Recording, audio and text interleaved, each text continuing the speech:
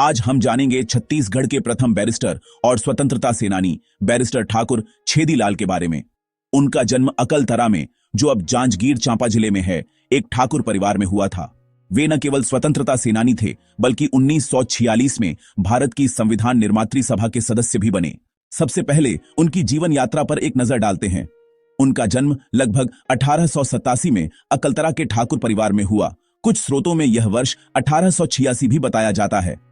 1913 में वे ऑक्सफोर्ड से बार 8 लॉ यानी बैरिस्टर बनकर भारत लौटे। 1919-20 से वे स्वतंत्रता संग्राम में सक्रिय हुए और गांधीवाद से प्रभावित होकर असहयोग आंदोलन में जुड़ गए। 1932 में सविनय अवज्ञा के तहत बिलासपुर में धरना दिया और गिरफ्तार हुए। 1942 में भारत छोड़ो आंदोलन में 3 वर्ष का कारावास मिला। 1946 में वे संविधान निर्मात्री सभा के सदस्य निर्वाचित हुए। उनका निधन लगभग 1956 में हुआ।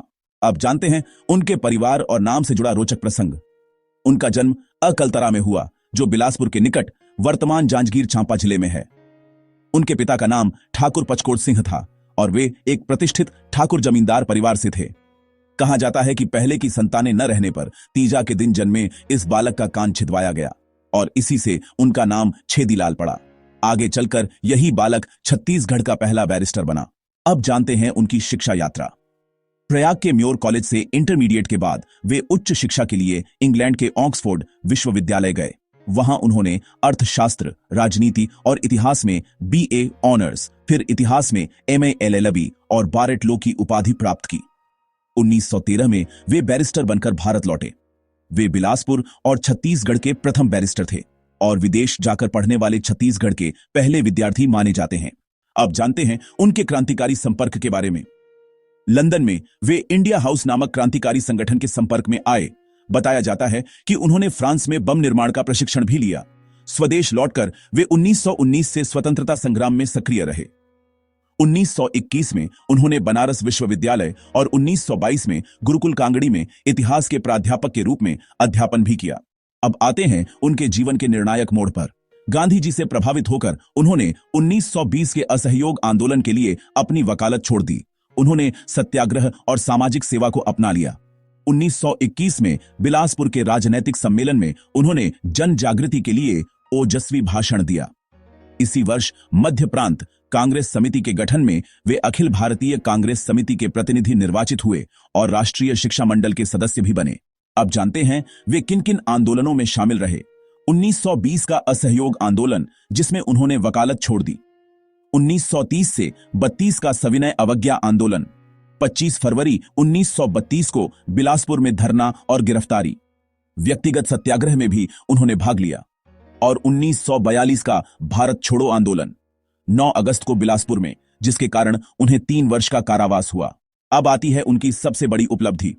1946 में वे मध्य प्रांत और बरार से भारत की संविधान निर्मात्री सभा के सदस्य निर्वाचित हुए।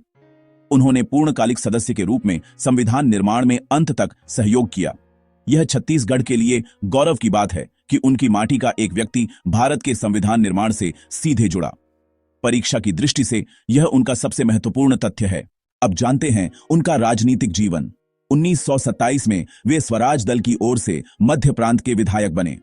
1946 में भी वे विधायक रहे। 1930-31 में वे कौशल, विदर्भ और नागपुर की संयुक्त कांग्रेस समिति के अध्यक्ष रहे। जनप्रतिनिधि के रूप में उन्होंने विधानमंडल में जनहित की सशक्त पैरवी की। अब जानते हैं उनके साहित्यिक और सामाजिक योगदान को।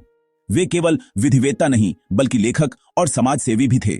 उन्होंने हॉलैंड का स्वाधीनता का इतिहास नामक पुस्तक लिखकर विशेष यश अर्जित किया।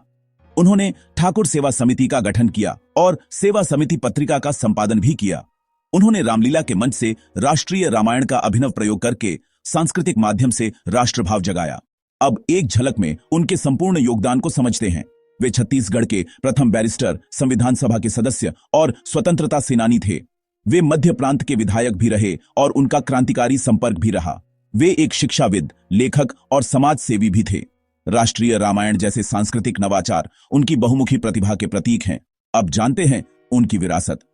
वे छत्तीसगढ़ की महान विभूतियों में गिने जाते हैं। उनकी स्मृति में छत्तीसगढ़ में अनेक संस्थाएं स्थापित की गई हैं। जांजगीर में हर वर्ष उनकी पुण्य स्मृति में स्मृति समारोह आयोजित होता है। जिसमें स्वतंत्रता सेनानी परिवारों का सम्मान भी किया जाता है। उनका जीवन उच्च शिक्षा और राष्ट्र सेवा की एक अनुपम मिसाल है। अब परीक्षा की दृष्टि से 10 पक्के तथ्य। छत्तीसगढ़ के प्रथम बैरिस्टर, जन्म अकलतरा, जांजगीर चांपा जिले में, पिता ठाकुर पचकोड़ से हैं।